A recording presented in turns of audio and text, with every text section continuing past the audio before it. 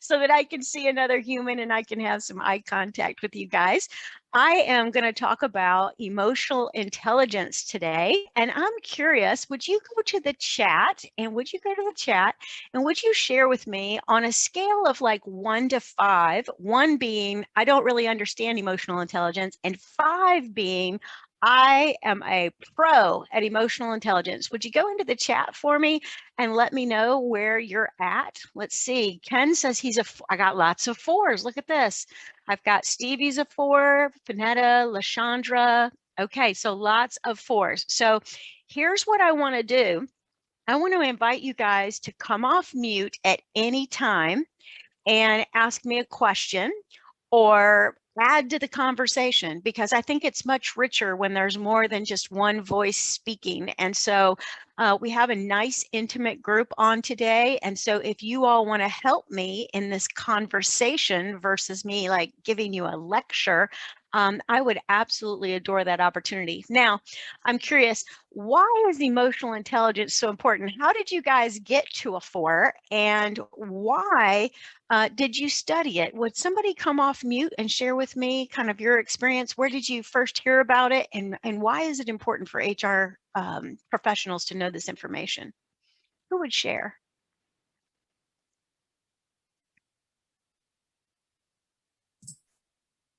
Well, I'll go All ahead and right. start it off, Nicole. Thank you so much. Yeah, working in the HR space, one of the first things that I realized was that you had to be able to control how you respond to people, because sometimes you get people that approach you who are in an uproar and they just have so many things going on. And a lot of times it may not be personal, it just may be the circumstances that cause them to react that way. But as a professional, you have to be able to control how you respond, because the words that come out of your mouth can have a significant impact. And I selected that I was a 4 because even though I am knowledgeable of emotional intelligence, there's still a few people out there that can push my triggers. So yeah, until I can, I some know that's people, right. they really know how to emotionally hijack you. So until I can control that point, I'll just stay at a 4. All right, that's awesome. Okay, so I'm pretty sure that everybody in this call can resonate with what Kenneth is saying, and he is absolutely correct. This thing of emotional intelligence is so important because people are going to present themselves. Sometimes they present their best selves, just like that person that I onboarded today. Don't you know they showed up for day 1 with their best self at work? Like it was a conscious decision. But we don't know what will happen down the road because we're all human and we've got this thing called emotions. And emotional intelligence is absolutely imperative. Kenneth nailed it. It's important to our career, our development, and our success. And we have to know how to control our emotions. And, the statistics say that people who can control their emotions and have that emotional intelligence, they are the all-stars. They are the ones that get, employee of the month. They are the ones that, get their star on the walk of fame because they are easy to get along with. They are conscious of their choices and decisions, and they are able to get along with a vast group of people. And so they understand that diversity is important and that we all have to get along.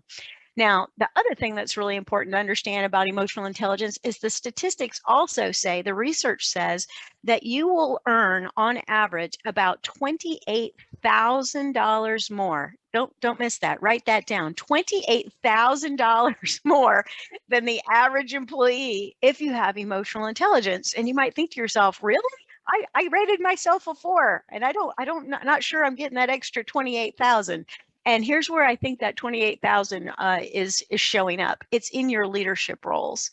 So, the people that typically get promoted are the people that typically get well with others, are great at teamwork, and know how to build bridges, create relationships, do the rapport building piece. And they are the people that make the more money. Now, I want to show you this statistic. It comes out of 2020, and this was from the World Economic Forum. And the World Economic Forum, sat down and they said, let's do a survey and try to figure out what are the top 10 skills that people need to have moving forward. Now, this was actually done during COVID, which is really interesting, right? So I want you to think about, the skills needed in today's workplace. And if you look at this list, It's pretty right on. You know, if we want to navigate through COVID in a really positive way, we're going to have to be excellent at complex problem solving because, hello, it's a pandemic. How many of you have had a pandemic in your life before? Say, nope, this is my first and hopefully my last, right? And then we have critical thinking. So we have to be able to do some critical thinking and get seriously creative. We also need to understand how to do people management, and that people management piece can be very challenging. I just, like I said, I onboarded that person this morning. That particular company I was working with this morning, they're all live and in person, and they've been back live and in person since June. Now I know other organizations still have people at home, and then I have heard that there are people that can't get people who want to come back to the workplace. So managing our people is huge, and getting them together and feeling emotionally connected is even more challenging than ever. And then obviously coordinating with others. But look, number 6 on the list is emotional intelligence. But here's Nicole Greer's take on things, and I'm wondering if you would agree. If you agree, you could go down to the reactions, which is in your bar across the bottom on Zoom. If you agree, you could give me a thumbs up. If you think I'm wrong, you could give me a thumbs down. But I think actually all other 9 in the top 10 are part of emotional intelligence. Judgment, decision making, having a service orientation, negotiation, cognitive flexibility. Hello, all of those are related to emotional intelligence. So really the top 10 skills, thank you, Ramon, thank you, Fanetta, thank you, Alicia, I see you, thank you, Kenneth. All of these people, or all of these skills are actually imperative for emotional intelligence. So just think about how important it is. Now, here's the truth about your emotional intelligence is that the way you feel about things is all mixed up and on the inside of your head with a lot of things that are going on. And when you have emotional intelligence, you do these things. You handle pressure in a really healthy way. So you're like, not a stress monster. You know how you've got that one person you work with and they're like, oh, I'm so stressed out, I'm so overwhelmed. Big sign that this person needs some coaching or help around their emotional intelligence. Somebody who has emotional intelligence cooperates, listens, is open to feedback. They're empathetic.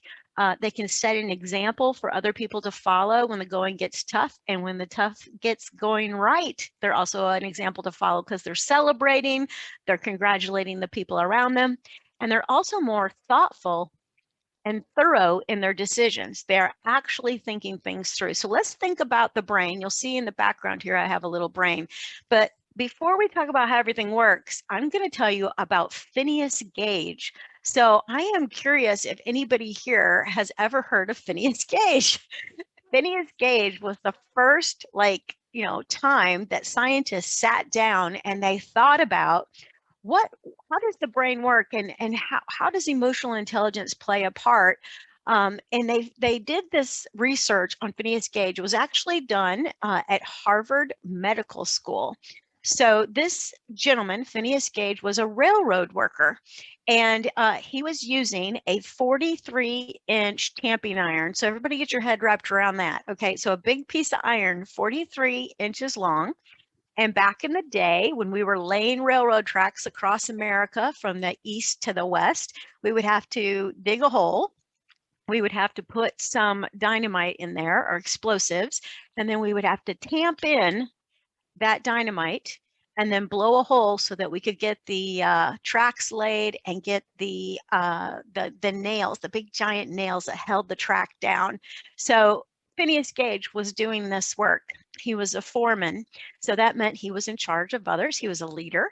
And Phineas Gage, on September 13th, 1848, he miscalculated what he was doing. And he had that iron go up through his eye and out of his head. Now, I want you to look at this picture of this skull on here. It's pretty gruesome, really. It looks like a Halloween thing or something, but this is the truth. And this gentleman had this happen, and then he lived after it happened. Isn't that amazing? In 1848. Now, his skull is still at the Anatomical Museum at Harvard Medical School in Boston, Massachusetts. And this is what happened to Phineas after that happened. He was actually a family man, very loving. He was known as a great guy, got promoted because he had emotional intelligence into a foreman position. But then after this happened, he lost all of his ability to control his emotions. Because what happened is he removed part of his limbic brain when this tamping iron went up through his eye and out the top of his head.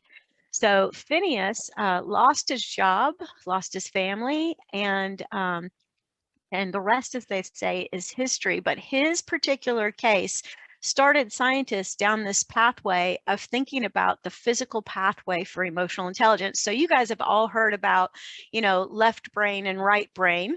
And most people like to claim a side of our brain. And I think that's human nature. Humans want to kind of classify themselves. They're like, I'm this kind of person. I'm not that kind of person.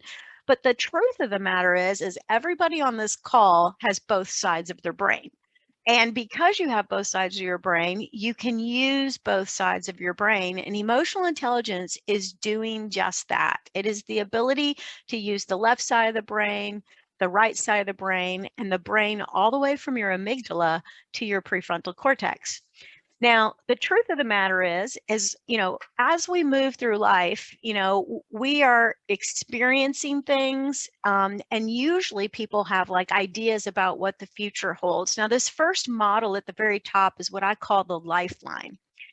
And the lifeline is really, really important. It's a coaching diagram I use all the time when I'm coaching clients and working with people about what they want to do in the future, because I want people to understand that all along this lifeline, from the day you pop on the planet to the present, you have had things happen to you, experiences, educational moments, educational pathways, and all of those have molded how you react to things. So truth telling, honesty, and candor. I'm wondering if anybody on this call ever had like an excited parent, a person that flew off the handle, a grandmother who got excited about things. Does anybody have this experience? If you grew up in this kind of environment, odds are that's how you learned how to deal with your emotions. Well, you fly off the handle, you throw something across the room, you yell at people or whatever. So, you learn things about how to manage your emotions. Now, some of you on this call might have the opposite upbringing, the opposite educational experience. It's like, we don't cry, stop crying, no crying, smile, you're told how to feel about things, right? And so you just keep it all packed in tight. You don't dare show your emotions, because that was kind of how you were brought up. Now, the truth of the matter is that, emotions are so valuable. They're so stinking valuable, especially in the workplace, because, here's what I know. If people are excited, even a stressful excited about the work that we're doing, we get way more done. Now, if we're all walking around with all of our emotions packed in tight and we just have our head down, we're grinding it out, we're probably not operating at optimum production, right? So we want to have the right kind of emotional set point in the workplace. And so we have to think about, how people were raised so that we can kind of help them learn to manage their emotions. Now, one of the biggest complaints I get from leaders is this kind of comment, like, did their mama raise them right? What is with my employees? Why are they emotional? And it's like, it's very good. It's very good that your employees are emotional, that they have an opinion, that they care enough to voice it. And then it's our ability to help them voice their opinion properly through emotional intelligence training and talking about this subject. And then also like harnessing whatever that energy is that's high and putting it to work, because that's really the end game of emotional intelligence. It is about, like, I got to manage myself for sure. But I think the end game is leaders managing the people in front of them, right? So that's what we really want to think about, because we want to take whatever emotion we have in the present and apply it to the vision. Now, I'll give you an example. So how many of you have ever been just really happy and excited and you moved into action? You're like, this is so great. And you're just like, here's a good example. They say to you, here's your new job. You're going to be over this department. You go in and you're like, we're going to do this and we're going to do that. And I'm going to have a team meeting and I'm going to do all these things. And you've got all this happy energy. Now, there might be this other energy where, we just lost the biggest client we have. this is going to be a huge dent in our revenue. And so now we have an emotion called fear. Now, fear is bad, but it can really get everybody motivated to get the sales calls going and to get, the costs reduced in the interim before we find that client that refills that one spot, right? So emotions are something that, people are going to have, and we need to recognize them, and we need to use them for fuel to move us forward. So don't miss it. Motion, moving people forward. Now, the other model I have on here is the learning curve.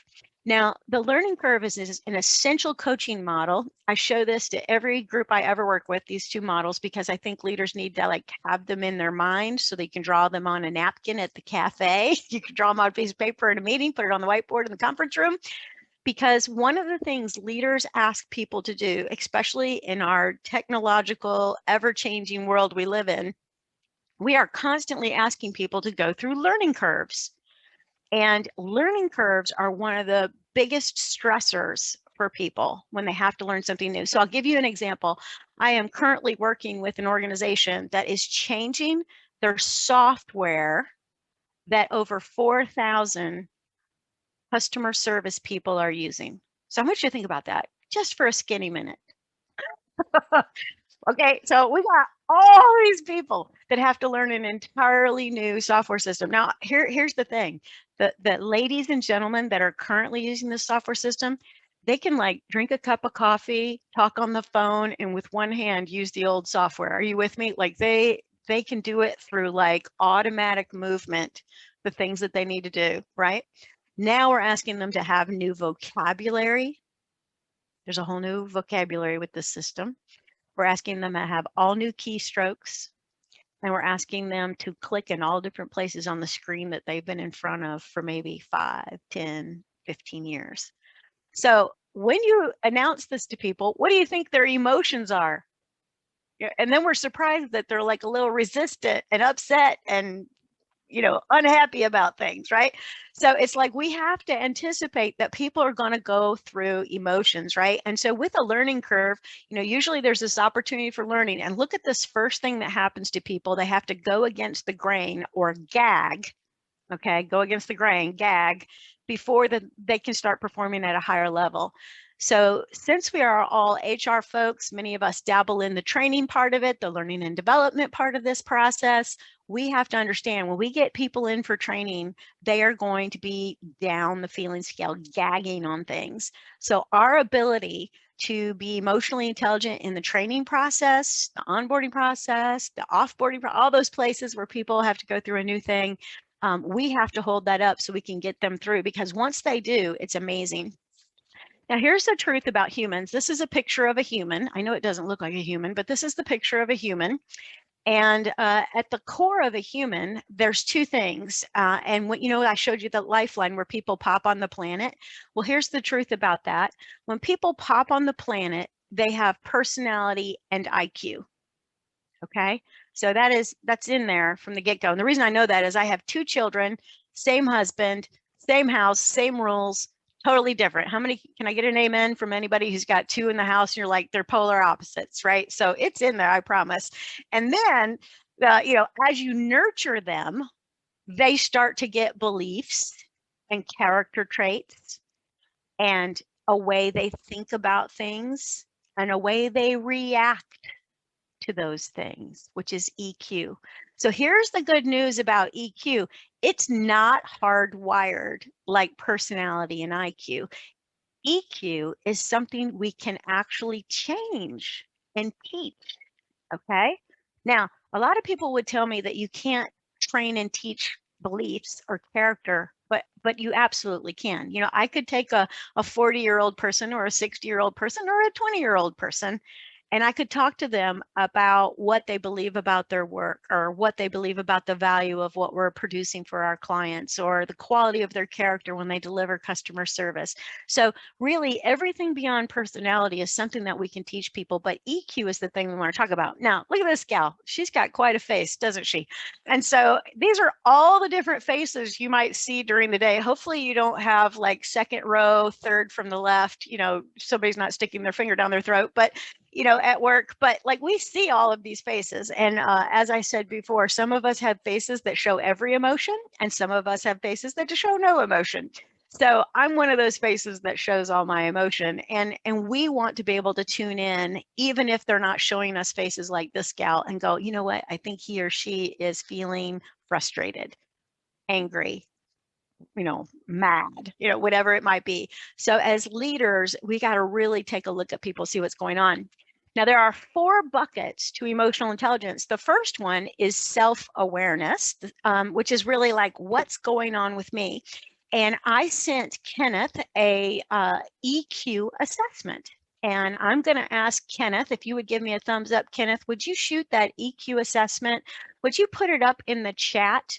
If you have the capability? I went in and tried to do it, but I was unable to do it because I didn't have the right drives.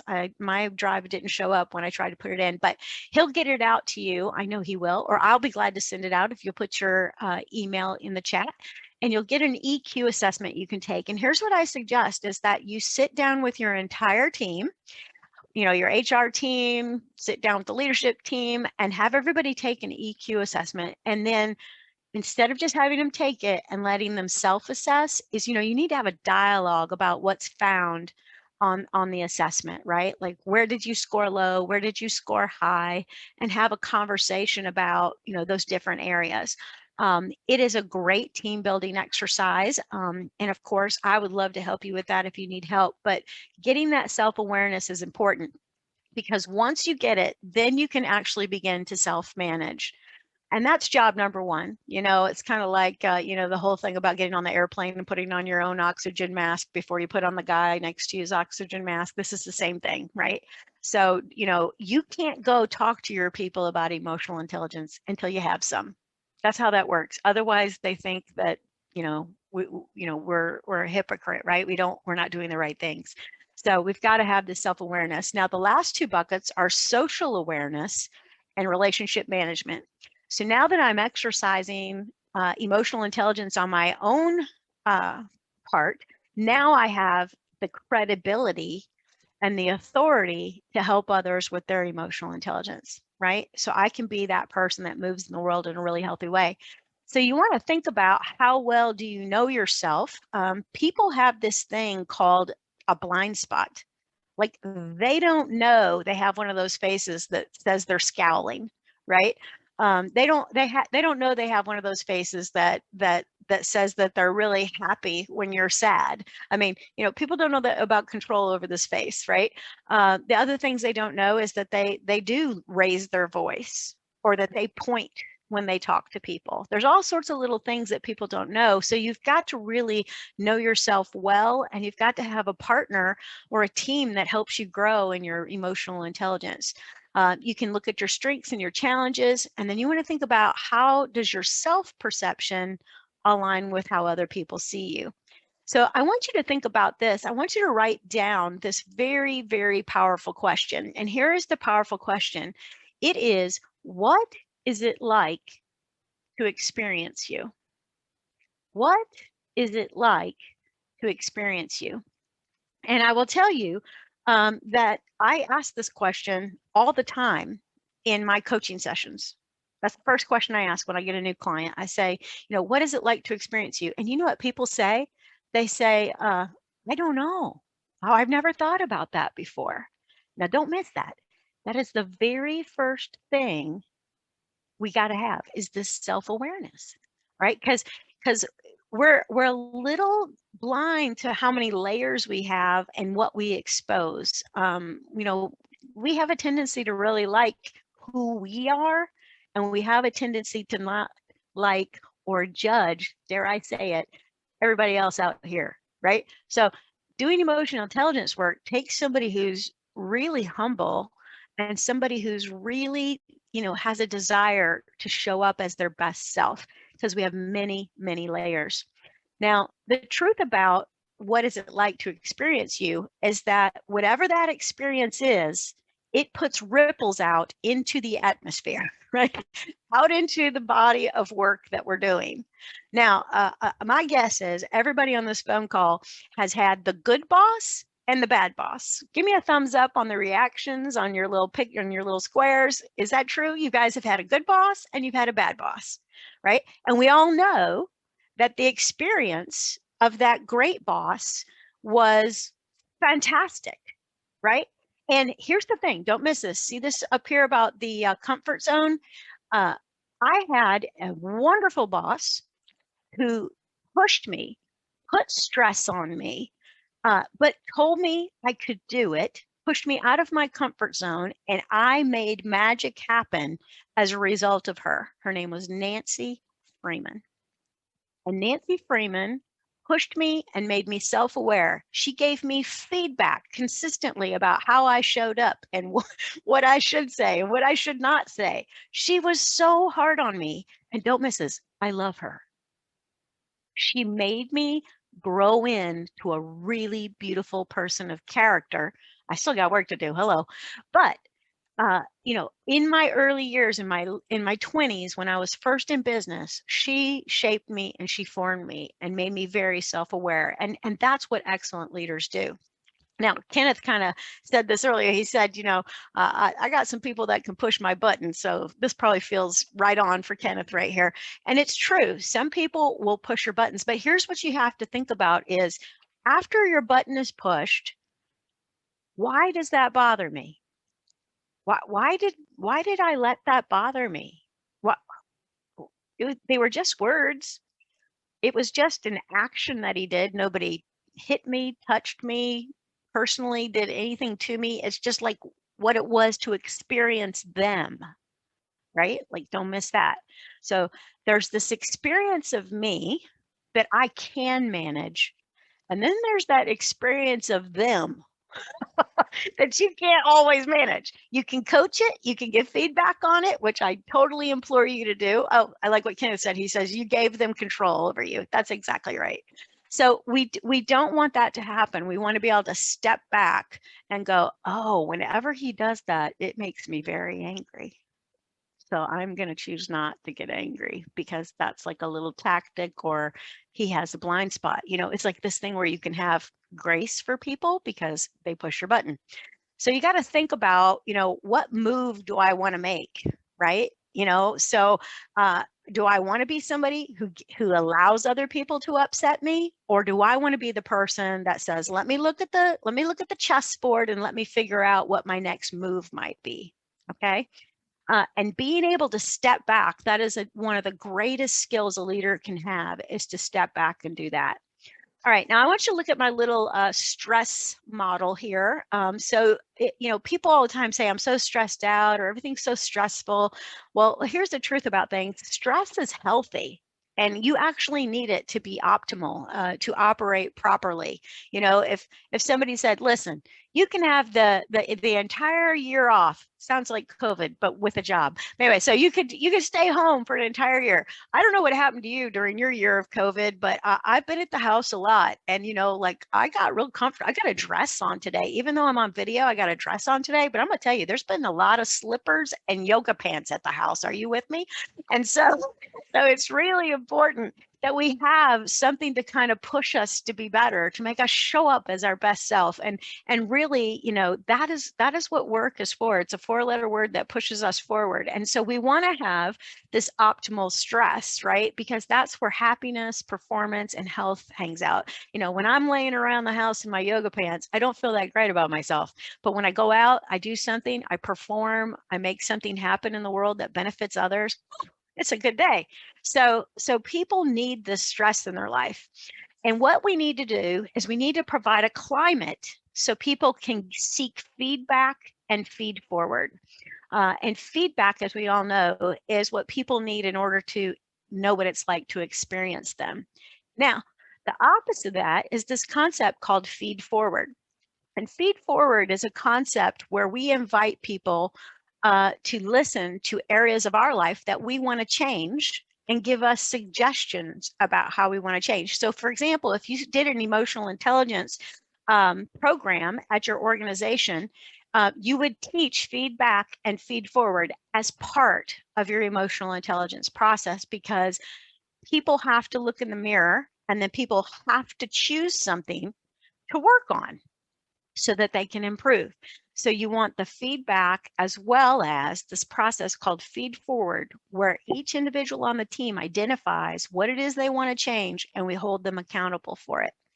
So just imagine if you picked something, right, that you wanted to get better at work, and you started getting better at one of these behaviors, right? So, like let's say from an emotional intelligence perspective, you want to be somebody that greets people with a smile, walks in the morning with their to-do list, excitement about whatever project is ahead, demonstrates leadership capacity, asks lots of questions, is curious, self-managed, and people began to see those behaviors over a significant period of time. What might happen to your business and your environment or your place of work, right? How might that impact your organizations, your home, and your relationships? It would be amazing, right? Just imagine if people walked into work up the feeling scale. So let's talk about the feeling scale for a quick, skinny second. So at the top of the feeling scale is this feeling called euphoria, right? This is an amazing, beautiful feeling. And at the bottom of the feeling scale, and this is not a joke, and HR people know this, is this feeling called suicidal. And according to the statistics, if you've got, 100 people, you got 10 people that are way down here in depression and suicide. I mean, that's just statistically proven. And so, we have people way down here that are looking for something to give them life, right? So a conversation with them about mission, vision, how their role, no matter what the role is imperative to our outcome and our results, and setting goals with that person will take them up the feeling scale. When I go into organizations and work with them, I'll ask people, show me your written down goals. And they're like, well, we've got a budget, or the organization has these goals, but individually, those humans do not have written down goals for them personally that are going to add up to this big outcome that the organization is going to have. And in my mind, goals are so important as a self-assessment process. You need to be able to answer these questions. What do you want to accomplish in a lifetime, in the next 3 years, in the next 12 months, in the next quarter, in the next week? These are the kind of goals that leaders hold people accountable for. All right, so look how happy this dude is. He's taking a nap, smiling in his sleep. One of the things you can do for self-management and self-assessment is to make sure you get good sleep. Another thing that's really important is to smile.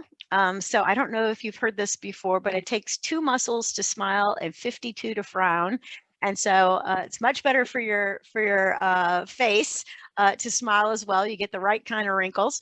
And if you smile, immediately you release serotonin back here from your hypothalamus gland, and it starts to go all over your body. Now, don't miss this. When serotonin runs all over your body, you start marinating like a steak, marinating in your olive oil, balsamic vinaigrette, and your salt and pepper. It's the same thing. You're marinating yourself in great, great endorphins. Now, here's the truth. If that gal is walking down the hallway and looks at me, I'm going to smile back. So while you might be like, smiling is your tip, it is absolutely my tip today, because it produces other smiling people who start to release the serotonin, who start to marinate in good stuff, and then everybody starts to go up the feeling scale together. So smiling is an absolute self-management, self-assessment thing. The other thing you need to do is learn to take a time out, right? So here's the thing. Let's say Kenneth does get triggered, okay? Which, hello, even Stevie and Shanika and Lashandra and Regina and Ramon, all of them get triggered. And when that happens, you have to learn to do a timeout. So you have to do what your mama did. I don't know, faint. I don't know what happened to you guys. But anyways, so if I was in a bad mood, I was told, you need to snap out of it. You need to take a time out. And so we need to do that as adults too. Take a walk, right? And then we need to manage our self-talk. This is also very, very important. I don't know about you, but I do talk to myself. Dare I confess this? So I talk to myself, and sometimes the stuff I'm saying to myself is not helpful. It's just not helpful. and I need to shut down that voice. I need to listen to the voice on the other shoulder. Do y'all remember Tom and Jerry cartoons? There was like a devil and there was an angel. I need to be like, if I'm listening to the devil over here, like telling me all sorts of negative and the sky is falling and bad things and he's a terrible person and I'm judging and I got all this bad stuff going on, whoop, I got to switch it up and go to my angel over here and listen to her, because she's going to help me come out of things and help me get thinking with my prefrontal cortex, which is so important. Another thing we need to do is we need to have a mentor or a coach, right? So, the May 4th is coming. So may the 4th be with you. But you need to have a mentor or a sage in your life that demonstrates emotional intelligence. So I want you to think about, who is it in your life that it just is calm and wonderfully peaceful to be around, yet still gets things done and just moves with like this grace. You want to maybe go interview that person and say, I went to this lunch and learn at SHRM and they were talking emotional intelligence, and they told me to identify somebody who I think has emotional intelligence, and I identified you. And even if that person doesn't know about emotional intelligence, first of all, you could tell them about it because you're learning about it, and that's how you learn, as you teach. But then you could say, how did you get to that place where you could do that? You'll be amazed at what you learn from that person. And then finally, we want to learn people's names. Now, I don't know if you've ever heard the statistic. I know we can't do this right now. We have to have our masks on, or maybe we have our gloves on and we shake hands, but we need to greet each other. One of the things that I think is so imperative, especially in a place where you work, where there's a very long tenure. A lot of times people, where there's a very long tenure, people's emotional intelligence goes down. They stop greeting each other in the morning. They look at each other and give it like one of these when they walk by their by their desk. There's not that that outpouring of hello or happiness. I'm happy to see you. Right? It's more like we have meetings that look like this. Right? So again, the leaders have to model what the meeting's going to look like. We want things to look like this and not to look like that. So it's really important that we bring some energy and things to our meetings. Another thing that we can do to be emotionally intelligent is we can clean up our act. We can absolutely clean up our act. In the world that we live in, things are fast paced, and being organized, even if your desk is clean, your computer could be a hot mess. You could have files over the place, or you could have an email. I was in a meeting recently, and this gentleman laid down his phone, and he had, next to your little mail icon on your phone, he had like 2,420 unread emails. And I was like, how do you do that? How do you operate like that? Right. And so he had that on his phone, and I thought, oh my gosh, I bet you he's so stressed out. So some of the stress we do it to ourselves because we're not organized. We don't have our ducks in a row. And then we also have this idea of perspective, right? So one of the things that we can do is we can kind of think about somebody else's perspective. So if somebody comes in my office and they are fired up about something, hot, bothered, mad, sad, and unglad, I need to address that from their perspective, right? So instead of saying, you shouldn't be mad, okay, which is kind of how I was raised. My dad would always tell me I shouldn't have these emotions instead of asking me why I had those emotions, or share with me what just happened, right? I'm here to help you. That's the proper perspective we need to have with people who are sad, mad, and unglad is, I'm so glad you came to me, right? So the minute you say, I'm glad, happy that you came to me with this, it totally diffuses the other person. So whenever anybody's upset with me, I say, I'm so glad you came to me. Because first of all, if you're mad with me, I want you to come to me first. Don't tell everybody else and then come to me last. That's really upsetting.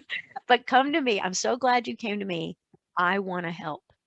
Right? So really a person who has emotional intelligence is service-minded, like it said on those top 10 skills from the World Economic Forum we saw at the beginning, really important. And then we need to be great listeners, great listeners.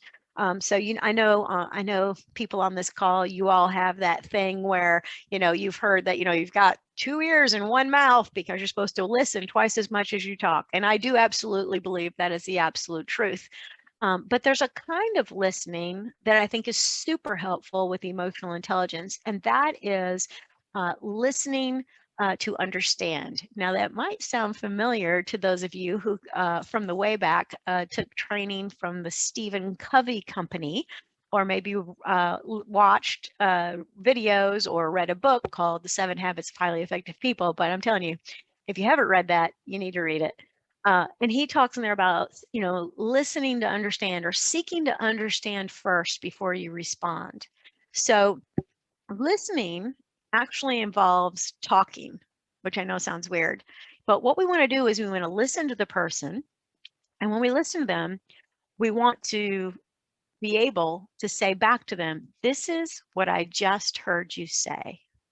This is what I just heard you say. And then stopping and saying, did I get that right?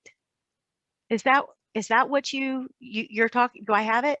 Now, the minute you do that, something inside of the person in front of you's mind, everything kind of calms, because it's like, yep, that is just what I said, and that's exactly how I feel. Okay, perfect. So may I ask some questions, right? So make sure you don't miss that. We're going to listen them back, right? Which is reflective listening. And then we're going to ask some questions for clarity.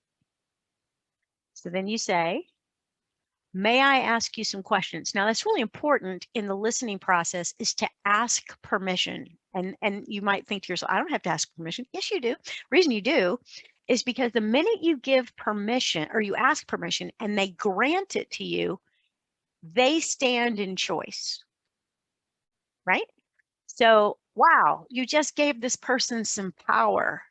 And if people are upset, that's usually what they're seeking. They're seeking one of 3 things. They're either seeking power, you might want to write this down, power, security, or control.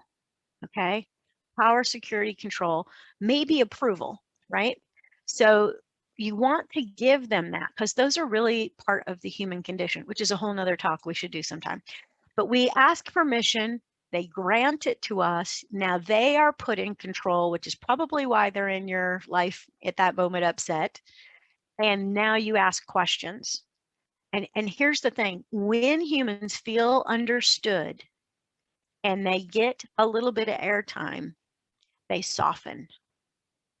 I mean, that's almost every human I've ever dealt with in my life, is they start to soften, and they almost start to have, like, dare I say it, like an affection for you, because it's very rare that people truly listen to us. So listening is absolutely huge. And when you do that, you can kind of put yourself in that person's shoes, right? You can never fully understand what that person needs, but you can begin to put yourself in their shoes, and you can begin to go, okay, this is what your life is like.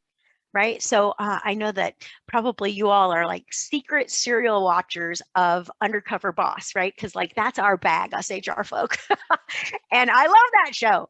And the cool thing that always happens in every episode is that the CEO has the blinders removed, and they literally have put on the shoes of the people that work for them. And they usually come out with, ideas and significant change they're going to put into effect because of that experience. And really, we can do that without actually doing everybody's job. We could just be a great listener. Now, the other thing that you can do as we move into kind of the social aspect of things is we can begin to have dialogue with people. And this is the last thing I'm going to share with you. And dialogue is so important, because dialogue is a process that you can add to your meetings. This helps you do relationship management. Okay. It gives you social awareness. It is my number 1 tool for social awareness and also for relationship management. Now, I don't know what your meetings are like, but sometimes I'll be invited into an organization, and then I'll go to a couple meetings to kind of like see what's going on, what's the vibe, and what's the culture like, and all that kind of thing. And here's the thing is a lot of times people get promoted to leadership roles. They're the foreman, just like Phineas Gage was, or they end up being the CEO, whatever. Oops, sorry. And I get so excited about this stuff. And they don't know how to run a meeting. Like they don't send you how to run a meeting 101. They don't send you to that meeting, but that meeting is so important. Okay. But so I'm going to give you a piece for your relationship management and your social awareness is to do dialogue. So what I literally do, and this is a group coaching technique, is that I'll introduce this to a leader and I'll say, here's what I want you to do. I want you to think about the thing that you're most excited about for your team. Okay, so that's one thing. Or you could say, what's the one thing that is driving you crazy about your department or your area that you want to, something you want to fix? Okay. And you can go either way. Now, when you do dialogue is you're going to pose a question. And so the question might be, we've had 10 customer surveys come back that were excellent. They were 5-star. I am so excited. I'm wondering what it would take to get more 5 stars. What would we do? What could we do? Right? So then you pose the powerful question, you send this out ahead of your meeting and you tell your folks, we're going to do this exercise. It's going to be a little weird, but get used to it. We're going to keep doing it at every meeting because I need to hear from everybody on my team. And I'm going to give you 2 minutes to share your ideas about how we might get more 5-star ratings. So everybody gets a turn to share. When that person is sharing, there's no interrupting. It's like you get 2 minutes of airtime. And we respect comments, suspend judgment, we share time equally, and we just listen. Now, what happens when you do dialogue is that everybody becomes a very good listener. Everybody gets very good at thinking about what the other person is saying instead of interrupting, probing, being judgmental, and 100 other bad behaviors that have to do with emotional intelligence. And we glean the genius out of the room. So after we go around and we get everybody's ideas, then the leader can say, what did we just learn? What did we just learn? Remember my learning curve? Okay, so people with emotional intelligence have the ability to listen to other ideas, other opinions, other things that are going on and learn from other people because they're not hijacked by, that's not a good idea, or we thought about that in 2002 and it didn't work or whatever. We're able to slow down and listen and comprehend what people are saying and think with our prefrontal cortex instead of with our amygdala back here, and have that limbic brain, the part of our brain that controls our emotions. We're more methodical, we're more thoughtful. So we go from creative, right? With our left side of the brain over to the right side of our brain where we have logic and we can like tinker with people's ideas and think them through and glean the genius in the room. So emotional intelligence is about, really managing ourselves first and then inviting other people to manage themselves through some EI training, some EI awareness. And then really looking at the behaviors that we are demonstrating on a daily basis, getting goals in place for people, and doing the simple things like I talked about, like not letting people push your trigger, listening to them well, putting yourself in other people's shoes, and getting some written down goals and getting people up the feeling scale excited about the work that you are doing. And that needs to happen in every meeting along with dialogue. So I'm going to stop sharing my screen and I'm going to check in. We've got about 8 minutes until it's quarter of, and I just want to see if anybody has any questions for me or would like to add to what I said or poke a hole in my theory. I would love to hear from you. I'm going to check the chat. Okay, yeah, power, security, and control. Thank you, Stevie, for putting that. Yes, and positive affirmations. Oh, I love that. Brenda, are you talking about when you talk to yourself, giving yourself? You are? You're on mute. Yes, I absolutely am.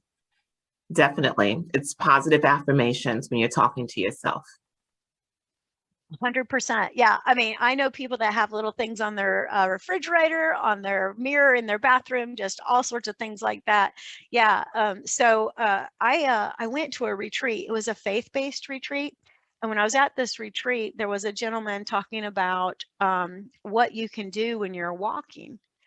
And so he gave us all these different things that we could repeat while we're walking, and it gives you a cadence while you're walking. So if you're thinking to yourself, how do I get started? That would be my tip on that. So the thing that he was teaching us is, you know, how much we're loved, right?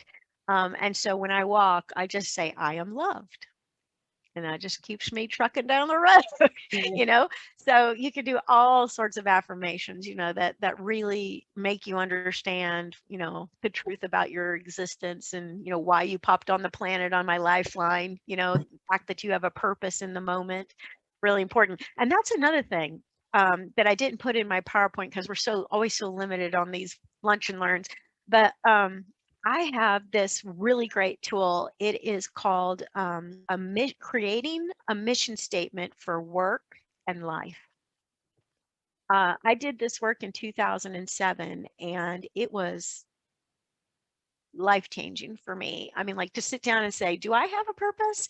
And then when I like wrote it on a piece of paper, and I can tell it to you to this day, Nicole Greer is on a mission to energize, impact, and influence people to lead a more vibrant life through engaging what is possible and making it probable.